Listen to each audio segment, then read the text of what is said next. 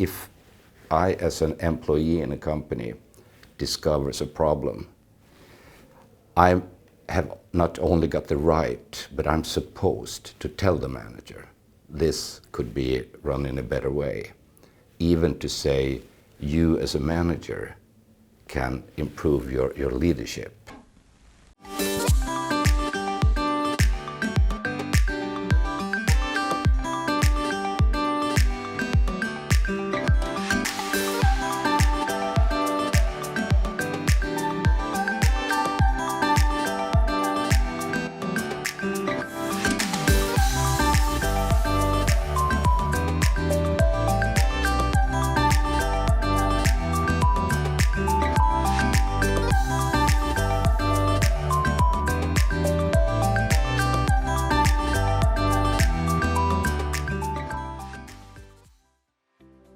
Could you please briefly explain about the corporate culture in Northern Europe, like the core features of the corporate culture?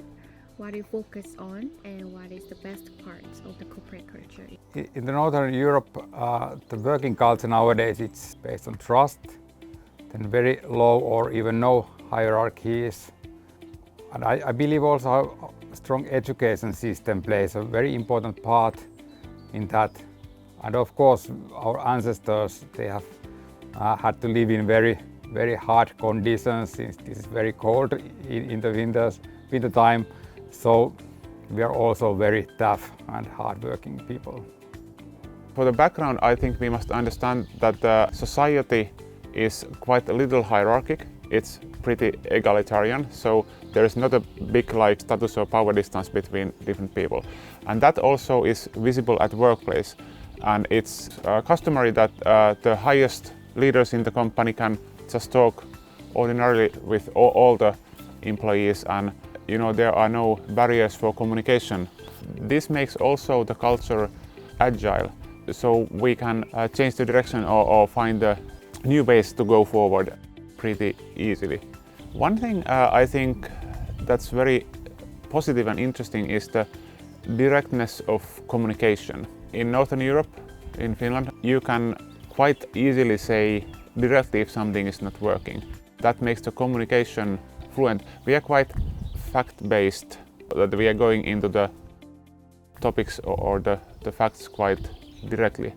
And something that might be considered rude in some other culture, maybe for a reason also, can be just like simplified, simple communication in Northern Europe. Thinking about the Finnish or Northern European company culture, it's not stable. It's not stable anywhere in the world, of course. But we have kind of forerunners who are really giving much power to all the employees. A single employee may do decisions often, so there is little hierarchy. And that, of course, requires that the information is available to everybody and that there is a certain level of trust and also commitment from everybody. So we do have our forerunners who are really fast, agile, this kind of trying things and giving the power, so the leader is more a servant than somebody who's commanding. But we also have the older Nordic style of leadership, which is based as it's globally on more the industrial background, of course. There are many sorts of trust. One is that if I say I'm doing something, then I will do it. That's kind of, you trust that I follow my promises. But then there is a deeper level of trust that's the being vulnerable in front of your colleagues or in front of other people. And that is much deeper kind of trust. I have recognized that showing your weaknesses, being vulnerable, is a step for the development. That then we can develop, and it's regularly when somebody is revealing something from them and the others are really empathetically wanting to help that people, they are on their side. So this is characteristic of a great organization or a great team, that people can be vulnerable, they can share different types of things, they can also share when they did not succeed, and that will be something to build the great company culture from this, that people can really show who they are and what they do to one another, and also the vulnerable side, and that often leads into others also sharing and having after that a much deeper connection and trust. Could you please describe about special parts of our corporate culture in Sweden? Yes. In Sweden we have dialogue, engagement and including culture. For us it's very important to bring that to many companies because we see that people feel good when they can be in the situation where they can learn and be a part of something.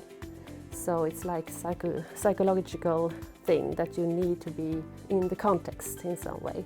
So we are working a lot to have people included in the company, and their thoughts and their ideas and their skills should be used in the company. You have to include them to get their engagement.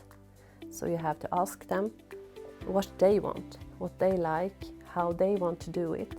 Because if you can be a self-leader in your area, you will also be engaging in the bigger picture.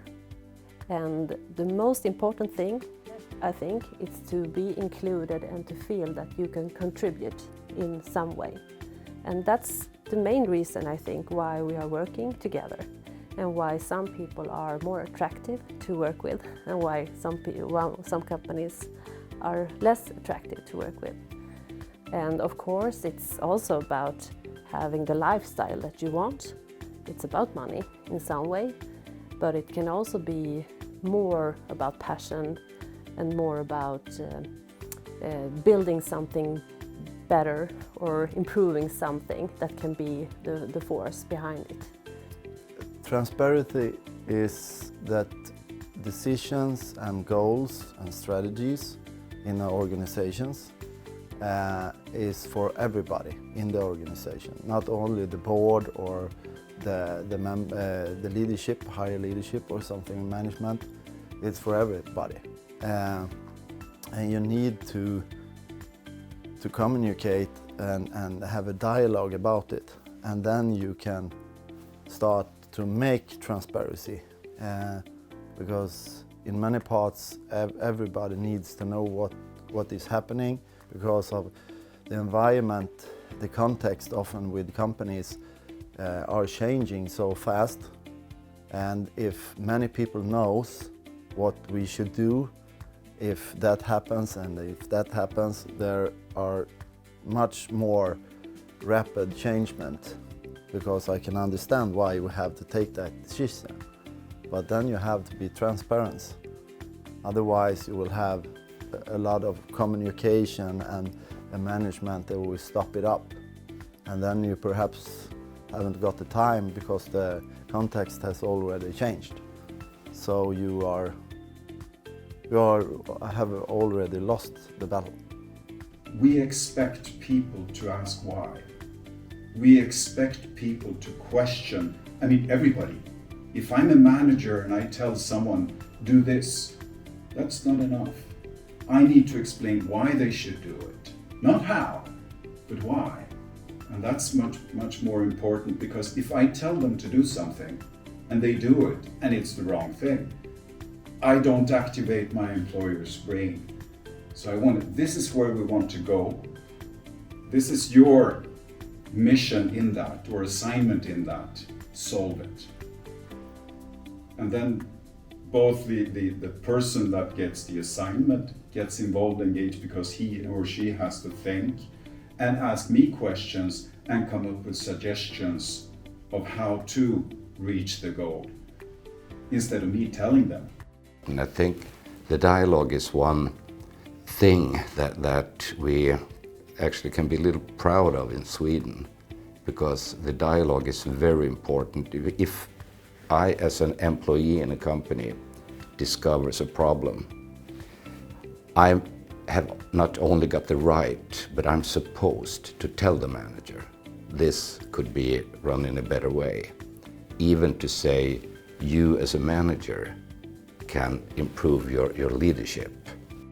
I used to say that you can say anything to anyone as long as you got friendly eyes. as long as you show that I'm only saying this because I want things to improve. I want it to be better. I'm not out to hurt you or the company. So if you got friendly eyes, if you only have the dialogue and the communication based on improvement, you can say anything. You can say anything. But it also takes guts in the organization to dare to say to the manager, I don't really appreciate your leadership. So it's a matter of courage, it's a matter of friendly eyes, it's a matter of the will to improve.